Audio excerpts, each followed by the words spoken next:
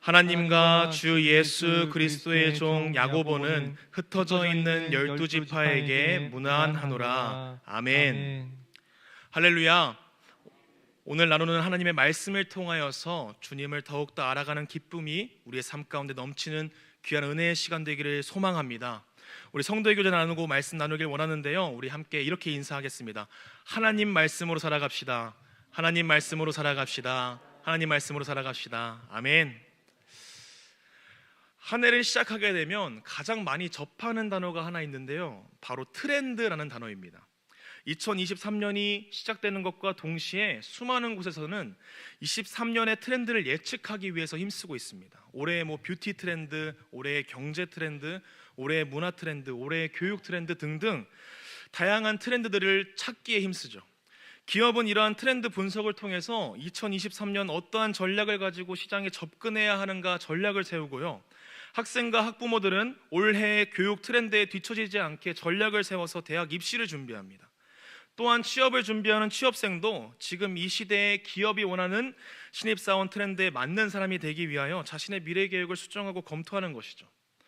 이러한 트렌드는요, 한때 그냥 세상에 유행하는 것 정도로 인식되는 것을 넘어서서 이제는 사회, 경제, 정치 전반을 뒤흔드는 파도가 된 지 오래된 것 같습니다. 이전에는 이러한 트렌드를 맞춰 살아가거나 트렌드를 주도하는 사람들을 치켜 세우는 일에 집중했었는데, 이제는 이 트렌드를 쫓아가지 못하는 것이 잘못된 것, 보기에 불편한 것, 이상해 보이는 것이 되어버렸죠. 이러한 트렌드에 뒤처진다는 것은 실패한 것이 되어버렸고 부족함을 드러내는 일이 되어버린 것입니다. 그래서 어떻게 보면 이 세상은 이제는 쫓아갈 수도 없이 빠르게 지나가는 파도를 뒤쫓기에 바쁜 세상이 되어버린 것 같아요. 그래서 이러한 세상 가운데 그것이 옳은가 틀린 것인가, 선한 것인가 악한 것인가 판단할 시간조차 주어지지 않는 시대 속에서 어쩌면 우리는 휩쓸리듯이 살아가고 있는 것 같습니다.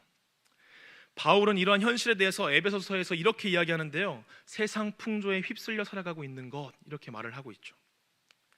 조금씩 밀려오는 파도 속에서 더 이상 내 힘으로 거스를 수 없는 파도에 이리저리 끌려가는 것처럼 어쩌면 교회도 이러한 세상 풍조 속에 빠진 채 허우적거리고 있지는 않은가 생각해 보게 됩니다. 누군가의 은혜로워 보이는 간증이 나의 신앙의 기준이 되어버렸다면, 바른 말씀을 전하지 못한 목회자의 잘못도 분명히 있겠지만 어느 순간 하나님의 말씀인 성경보다 유튜브를 통해서 듣는 유명 목사의 설교가 더 은혜롭고 가슴 벅차러 오르는 감동을 느끼게 될 때마다 어쩌면 우리의 신앙도 이러한 세상의 풍조에 휩쓸려가고 있지 않은가 생각하게 되는 것입니다. 세상의 풍조에 휩쓸려 이리저리 흔들리는 신앙을 가진 채 세상 가운데 표류하고 있는 교회, 이것이 지금 우리가 겪고 있는 현실은 아닐까요? 오늘부터 수요기도회를 통해서 야고보서의 말씀을 따라가 보려고 합니다. 많은 그리스도인들은 야고보서를 보면서 부담을 느끼게 됩니다. 마치 헬스장에 갔을 때 한 개만 더를 계속 외치고 있는 헬스 트레이너를 만난 것처럼 야고보서 또한 그렇지 못한 현실 속에서 계속해서 이상적인 행동을 강요하는 것, 실천적인 행동을 강조하는 것처럼 느껴지기 때문이죠. 그래서 마치 로마서의 이신칭의와 야고보서에 등장하는 행위로서 인정받는 의가 서로 대립하고 있는 것처럼 혼란을 느끼기도 합니다. 사실 야고보서는 현실적인 문제를 조명하고 있습니다. 그것이 확실하죠. 시험과 고난, 비판과 혀의 권세, 교회 안에서 일어나는 차별과 부에 대한 관점 등등 현실 안에서 매 순간 치열하게 싸우고 있는 문제들을 바라보고 있고, 그 안에서 어떻게 살아가야 한다는 행동을 제시하고 있습니다. 그러나 이러한 행동은 우리가 내세울 수 있는 나의 행동으로 인해 완전함을 누리자고 말하는 것이 아니라 오히려 하나님께서 우리 안에 심으신 말씀을 온유함으로 받아 누리는 하나님의 은혜에 초점을 맞추고 있는 것이죠. 여러 가치와 판단으로 혼란한 땅에서 눈을 들어 하나님을 바라보게 하는 것입니다. 마치 교과서의 수학책이 로마서라면 야고보서는 수학 익힘책과 같은 역할을 하는 것입니다. 오늘 이러한 야고보서의 긴 여행을 떠나기 이전에 먼저 우리 안에 확정되어야 할 한 가지 사실을 먼저 바라보길 소망합니다. 오늘 우리가 읽은 말씀은 야고보의 편지의 시작이자 인사말입니다. 이 서신이 읽힐 수많은 청중들을 향해서 야고보가 전하는 첫 문장인 것이죠. 야고보는 흩어져 있는 12지파에게 이 편지를 보내고 있습니다. 여기서 우리는 자연스럽게 이스라엘의 12지파를 상상해 볼 수 있게 되죠. 마치 하나님께 선택받은 구약의 이스라엘 민족들, 그 유대인들을 향해서 이 서신을 작성한 것처럼 보이지만 이 편지는 세상에 흩어진 예수 그리스도를 따르는 교회, 유대인과 이방인들이 함께 모여 이룬 교회를 향한 편지인 것입니다. 우리는 이 여기에서 한 가지 사실에 집중해야 하는데요, 바로 흩어진 교회에게 보낸 편지라는 사실이죠. 교회가 흩어진 이유가 무엇입니까? 우리가 잘 알고 있는 것처럼 스데반 집사의 순교 이후 교회를 향한 유대인들의 박해가 시작됐기 때문이죠. 처음으로 스데반을 돌로 쳐서 죽인 이후 그들에게 있어서 그리스도인들은 더 이상 같은 민족이라는 생각조차 사라지게 된 것입니다. 그래서 이 그리스도인들은 박해를 피해서 자신의 고향을 떠나 이방 지역으로 흩어지게 된 것이죠. 그곳에서의 새로운 삶을 시작했는데 그것마저도 쉽지 않는 삶을 살아가게 되는 것입니다. 이 사람들이 처음으로 이방 지역으로 넘어갔을 때에는 복음의 뜨거운 마음으로 다양한 이방 지역으로 흩어져서 헬라인에게도 복음을 전파했지만 그곳에 있는 예수를 믿지 않는 유대인들에게 배척당하고 또 로마의 지배 속에서 황제 숭배를 거부하는 그리스도인들은 이방인들에게도 눈에 가시 같은 존재들이었던 것이죠. 난생 처음 간 그 이방 지역에서 이방인 무리 속에서도 그리고 유대인 무리 속에서도 배척당하는 존재가 그리스도인이었다는 것입니다. 이러한 외적인 상처뿐만 아니라 교회 안에서도 상처가 생기고 골마서 썩어가고 있었습니다. 이러한 종교적인 고난, 경제적인 어려움에서 벗어나지 못하고 계속 어려움 가운데 신음하고 있는 그들 안에서 하나님보다 눈에 보이는 부유함을 통해서 자신의 안정과 생명을 보장받으려 하는 사람들이 등장하고 그러한 모습들이 계속 생겨나다 보니까 개인주의와 이기주의로 썩어지고 골마져서 교회 안에서 서로를 비방하고 서로를 향한 긍휼한 마음과 선한 행실에서 멀어진 채 어느 순간 교회는 이러한 세속적인 현실에 더럽혀지기 시작했던 것이죠. 외적으로 겪는 아픔도 견디기 힘든 지경이었지만 교회 공동체 안에서 서로를 향한 악독한 말들과 저주의 말들 그리고 세속적인 현실에 변질되어서 더 이상 세상과 다를 바 없던 그 교회 안의 모습이 그들을 더 힘든 현실과 고통 속에 몰아넣게 된 것입니다. 그런데 특이한 점은 이 길다고 할 수 없는 이 야고보서 5장을 전체적으로 봤을 때요, 그들이 가지고 있던 외적인 고통, 박해받고 있는 그들의 모습들, 교회로 살아가는 그들이 겪는 고통과 아픔에 대한 것은 야고보서 1장 2절부터 8절 그리고 12절부터 18절 딱 두 번 등장하는 반면에 그들 내부적으로 겪고 있던 그 신앙의 잘못된 모습에 대해서는 야고보서의 더 많은 지면을 할애하고 있다는 점입니다. 이러한 객관적인 사실은 우리에게 이러한 현실을 말해주고 있는 것 같습니다. 야고보서의 독자들, 흩어져 있는 교회들이 겪고 있는 문제 속에서 그들이 가지고 있는 외적인 핍박과 박해도 물론 어렵고 힘든 현실이었지만 그들의 생명줄을 뒤흔드는 문제는 잘못된 욕심과 이웃에 대한 긍휼이 없는 마음, 서로를 비방하며 세속 가운데 빠져 흔들리는 그들의 삶, 다시 말해서 그들의 두 마음, 불신앙 속에서 흔들리는 믿음이었다는 것입니다. 이러한 세속적인 현실 가운데 이리 치이고 저리 치이며 세상 풍조에 흔들리며 살아가는 교회를 향한 편지가 바로 오늘 우리가 읽은 야고보서의 편지라는 것이죠. 지금을 살아가는 우리들의 현실도 마찬가지가 아닐까요? 교회를 향한 외적인 공격과 비난은 교회를 분명히 위기 속에 몰아넣고 있습니다. 개독교라고 불리던 현실을 넘어서서 이제는 더 이상 관심조차 주지 않는 그 무관심 속에서 교회는 어느새 그들만의 리그가 되어버렸죠. 교회는 더 이상 세상 속에서 어떠한 영향력도 줄 수 없는 현실 속에 놓여진 것 같습니다. 또한 코로나19라는 팬데믹을 지나면서 깊은 나락에 빠진 것 같아 보입니다. 또 인구절벽은 또 교회 안에서 다음 세대가 세워지는 것에 어려움을 겪게 하고 있고 더 이상 이러한 모든 현실 가운데 복음이 세상 가운데 아무런 능력이 없는 것처럼 보이게 되는 것이죠. 그러나 진짜 문제는 이러한 외적인 현실이 아니라는 것입니다. 우리가 직면하고 있는 현실은 우리 안에 복음이 없다는 것이죠. 말씀이 우리 안에 살아 숨쉬지 않는다는 것입니다. 히브리서 4장 12절의 말씀에 기록된 것처럼 살아있고 운동력이 있어 좌우의 날선 어떤 검보다 예리하여 혼과 영과 및 관절과 골수를 찔러 쪼개기까지 하며 우리의 마음의 생각을 감찰하시는 그 하나님의 말씀을 향한 사모가 우리 안에 있는가에 대한 문제라는 것입니다. 한국교회가 힘을 잃은 것은 코로나19가 세상 가운데 만연하게 된 현실 속에서 이루어진 어쩔 수 없는 현실이 아니라는 것입니다. 인구 절벽으로 인해서 한국 교회 안에 다음 세대가 위기에 빠진 것이 아니라는 것이죠. 이러한 것들은 부수적인 이유가 될 수 있을지는 몰라도 궁극적인 이유는 될 수 없습니다. 문제는 복음이 우리 안에서 더 이상 큰 의미가 없게 된 지금의 현실을 살아가고 있기 때문인 것이죠. 우리가 겪고 있는 현실의 문제를 온전히 바라봐야 할 줄 믿습니다. 상처를 치유하기 위해서 먼저 그 상처를 똑바로 봐야 하는 것처럼 찢어진 살점에 묻은 피를 깨끗이 씻어내고 상처에 있는 문제점을 온전히 바라볼 수 있을 때 약을 처방하고 상처를 감싸 치료할 수 있기 때문이죠. 이렇듯 야고보서는 이러한 세상 가운데 풍조에 휩쓸려 이리 치이고 저리 치이는 우리들을 향하여 쓰여진 하나님의 복음의 말씀이라는 사실을 믿으시길 바랍니다. 제가 신대원에 처음 들어가게 될 때 수많은 신학생들 앞에 공통적으로 놓이는 질문이 한 가지 있습니다. 바로 소명에 관한 질문입니다. 어떠한 외적인 소명 또 내적인 소명을 가지고 이 신학교에 오게 되었는가를 면접부터 시작해서 계속해서 물어보기 때문이죠.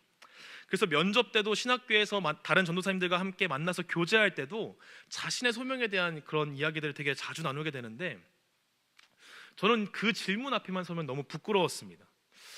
제가 가지고 있는 모습, 외적인 모습도 사역자와는 거리가 멀었었고 또 내적인 소명도 없다고 느꼈었기 때문입니다. 저의 유년 시절에 느꼈던 그 사역자의 모습은 10여 년 동안 사람들에게 무시당하고 암투병으로 고통에 얼룩진 아버지의 모습뿐이었고, 저는 그 안에서 하나님에게 분노하고 가족에게 분노했던 그런 사춘기 소년의 모습뿐이었기 때문입니다. 사역을 시작하게 된 것도 이 백석대학교 신학교를 졸업하고 나서 제 스스로 이제 더 이상 신학의 길을 걸어가기에 막 부족하고 연약했던 저의 모습 때문에 또 서로 상처받고 깨어진 가족의 모습 가운데 질려서 군대를 이제 도망치듯이 군대를 갔었습니다. 그런 한 청년이 상병 때 아버지의 암 재발 소식과 1년 6개월의 시간밖에 남지 않았다는 소식을 듣게 된 한 연약한 청년의 선택이 이 사역을 시작하게 된 그 선택이었기 때문입니다. 군대에 있었을 때 아버지가 이제 암 수술을 하고 나서 몸이 너무 약해지셨거든요. 그래서 사역을 하시다가 버티다가 이제 교회 문을 닫으시고 서동탄 역 옆에 보면 되게 논밭이 크게 펼쳐져 있습니다. 거기에 한가운데 교회가 하나 있습니다. 그 교회를 하나 얻으셔가지고 거기서 이제 가족끼리 예배를 드리고 있었는데요. 저희 형도 이제 결혼해서 이제 새로운 가정을 꾸려서 이제 나갔고 아버지와 어머니하고 저하고 살고 있었는데, 제가 이제 군대를 가게 되니까 이제 아버지가 너무 걱정되는 겁니다. 어머니도 너무 걱정됐고, 그래서 걱정되는 마음에 매일 저녁마다 이제 아버지와 어머니께 통화를 꼭 드렸었거든요. 항상 다양한 이야기들, 뭐 오늘은 이러한 훈련 받았어, 오늘은 무슨 일이 있었어, 이렇게 다양한 이야기를 했었는데, 꼭 전화의 마지막에 아버지께서 마지막으로 인사하실 때 저에게 항상 이렇게 말씀하셨습니다. 나는 너가 신학을 계속했으면 좋겠어. 항상 매번 통화할 때마다 계속 그렇게 말씀하시는 거예요. 거기에 저도 지지 않고 항상 저는 이렇게 대답했습니다. 아버지도 목사님이고 형도 목사님이고 굳이 저는 안 해도 별 문제 없을 것 같다. 다 목사님인데 저는 돈 벌겠습니다, 이렇게 말씀드리고, 사실 저 하나님에 대한 믿음 별로 없어요. 아버지 저 하나님 별로 안 믿어요, 이렇게 이야기했었기 때문입니다. 그런데 아버지의 재발 소식과 시한부 소식을 듣고 난 이후에 아버지께서 똑같이 이렇게 말씀하시는 거예요. 너가 신학을 계속했으면 좋겠다. 그 질문에 제가 이렇게 대답했습니다. 저 같은 사람 전도사로 써주는 곳 있다면 한번 해보겠습니다. 왜 그렇게 대답했냐면요, 저 같은 사람 전도사로 안 써줄 것 같았거든요. 그래서 당연히 안 써주겠지 하고 이야기했던 그 시간들이 지금 저를 여기까지 이끌게 된 것이죠. 그리고 이러한 이야기들은 사역자로 살아가는 저에게 부끄러운 모습이었던 것입니다. 그런데 이러한 현실 앞에 바로 섰을 때 저의 마음속에 이러한 마음이 생기는 거예요. 부족함과 연약함만 가득한 무익한 하나님의 종, 하나님 없이는 이 자리에 설 수 없는 자, 오직 하나님의 은혜로 이 순간을 살아가고 있다는 사실입니다. 그리고 또 한 가지의 다짐이 생겼습니다. 하나님께서 사역자의 삶을 저에게서 걷어가시겠다고 하신다면 그 자리에서 멈춰서야겠다라는 다짐이었습니다. 그 이유는 원래부터 저에게 나온 것이 하나도 없고 오직 하나님만이 이 모든 것을 이끄시는 분이라는 것을 온전히 믿을 수 있었기 때문입니다. 그리고 이러한 고백 앞에 서게 되었을 때 더 이상 이러한 저의 모습은 부끄러운 모습이 아니었습니다. 오히려 하나님이 주신 은혜를 온전히 누릴 수 있던 시간이 된 것이죠. 오늘 야고보서 속에서도 등장하는 교회의 문제는 절망적인 현실이 보입니다. 그들을 억누르고 있는 현실은 잔혹했고, 그들 안에 골마가고 있는 상처는 더 이상 해결할 수 없을 것처럼 썩어져서 아무런 희망조차 없어 보이는 것이죠. 그러나 그런 그들에게 야고보는 이러한 말로 서신을 시작하고 있습니다. 우리 야고보서 1장 1절의 말씀을 다시 한번 읽어보겠습니다. 야고보서 1장 1절 말씀 같이 함께 읽겠습니다. 시작. 하나님과 주 예수 그리스도의 종 야고보는 흩어져 있는 12지파에게 문안하노라. 아멘. 말씀 계속 띄워주시면 감사하겠습니다. 여기서 문안하노라라는 단어는 헬라어로 카이레인입니다. 당시에 인사말로 주요로 사용됐던 이 표현이 문자적인 의미는 어떤 의미를 가지고 있냐면요, 기뻐하다라는 표현의 의미를 가지고 있습니다. 그러한 현실 속에 있지만 기뻐하라라고 말씀하고 있는 것이죠. 그리고 이어서 나오는 2절도 야고보는 이렇게 고백합니다. 우리 2절의 말씀도 같이 한번 읽어보도록 하겠습니다. 시작. 네, 형제들아, 너희가 여러 가지 시험을 당하거든 온전히 기쁘게 여기라. 아멘. 어떻게 이러한 현실 앞에서 기뻐하라는 말로 서신을 시작할 수 있었을까요? 그 이유는 1절에 답이 담겨 있습니다. 야고보는 철저하게 실패하고 부서진 공동체에게 자신을 이렇게 소개하고 있기 때문입니다. 하나님과 주 예수 그리스도의 종 야고보. 야고보는 우리가 잘 알고 있는 것처럼 예수의 형제입니다. 예수님을 어린 시절부터 봤고 그의 이적을 눈으로 봤던 사람이죠. 그러나 그는 예수님을 처음부터 믿은 사람은 아니었습니다. 예수님께서 형제들 앞에 서게 됐을 때 형제들은 예수님께 이렇게 이야기합니다. 유대에 가서 그런 일들을 행하세요. 스스로 드러내길 원하시면서 왜 보이지 않게 일하십니까? 이 일을 행하려거든 자신을 세상에 나타내세요 라고 말했던 그 형제들 속에 야고보도 함께 있었던 것이죠. 그렇게 예수님을 비아냥거리는 자들 중에 하나였던 것입니다. 그들은, 야고보는 예수님을 메시아로 믿지 않았기 때문입니다. 그러나 이러한 야고보는 십자가에 달리시고 부활하신 예수님을 만나고 예수님에 대한 생각이 완전하게 바뀌게 된 것이죠. 그는 예수님을 인정하지 않았던 사람이었지만 예수님의 죽으심과 부활하심을 경험함으로써 완전히 다른 사람이 되었던 것입니다. 예수께서는 이 세상을 위하여 죽으시고 부활하신 구원자이신 메시아라는 사실을 확실하게 된 것이죠. 그리고 모든 사람 앞에서 이렇게 고백하게 된 것입니다. 나는 하나님과 주 예수 그리스도의 종 야고보이다. 하나님과 주 예수 그리스도의 종으로 살아가는 야고보에게는 위대하시고 이 세상을 이끄시고 통치하시는 하나님과 그의 아들 예수 그리스도 안에 참된 소망과 희망이 있었기 때문입니다. 그래서 그는 그 상황 속에서도 기뻐하라고 말씀할 수 있는 것이죠. 우리는 할 수 없으나 우리 안에 살아계셔서 지금도 역사하시는 하나님과 그의 아들 예수 그리스도를 믿는 믿음 위에 서 있을 때 그의 진리의 말씀 앞에 다시 선다면 애타는 마음과 간절한 마음으로 우리의 무익함과 연약함을 고백하며 하나님의 종으로 서겠다는 신앙 고백 앞에 섰을 때 하나님께서는 이 모든 현실을 뒤바꾸실 것이라는 사실을 믿었기 때문입니다. 우리가 성경으로 돌아가야 하는 이유가 여기에 있는 줄 믿으시기 바랍니다. 성경으로 돌아가자라는 구호는 단순한 운동이자 구호가 아닙니다. 유일한 우리의 생명입니다. 우리의 현실은 세상 풍조 속에 휩쓸려 생명력을 잃은 채 이리저리 흔들려도 하나님께서 우리에게 주신 약속의 말씀을 의지한다면 그 안에서도 참된 기쁨을 누릴 수 있는 것이죠. 그 안에서도 참된 희망이 존재한다는 것입니다. 그리고 이러한 신앙 고백은 하나님의 말씀인 성경을 통해서만 누릴 수 있으며 이러한 시대 속에서 이러한 신앙 고백 위에 세워진 교회는 하나님이 지키시며 치유하시며 회복시키실 것이기 때문입니다. 이러한 신앙의 기초 위에 세워진 교회는 예수 안에서 열매 맺으며 살아갈 수 있는 확신이 있기 때문입니다. 절망적인 현실이 눈앞을 가려도 세상의 풍파가 아무리 거세더라도 우리는 그 자리에서 우뚝 설 수 있는 것입니다. 그리고 더 이상 야고보서의 이 말씀이 행위를 통해서 얻는 구원이라고 말할 수 없는 것이죠. 이 모든 것을 이루시고 만들어 가시는 하나님을 바라볼 수 있기 때문입니다. 야고보서는 세상에 흩어진 교회들을 향한 편지입니다. 이 편지는 세상에 흩어져 실패하고 쓰러진 교회를 위한 편지가 아니라 세상 속에서 풍파에 맞서 거슬러 올라가는 그러한 힘을 주시는 하나님을 믿는 자녀들을 위한 편지라는 것이죠. 우리가 이러한 기초 위에 뿌리 내려 세상의 풍파와 풍조 가운데 우뚝 서 어지러운 세상 가운데 예수의 향기를 드러내며 세상과 다른, 세상이 감당할 수 없는 그리스도인으로 살아가는 은혜를 누리시는 우리 수원북부교회 모든 성도님들 되시길 진심으로 기도합니다.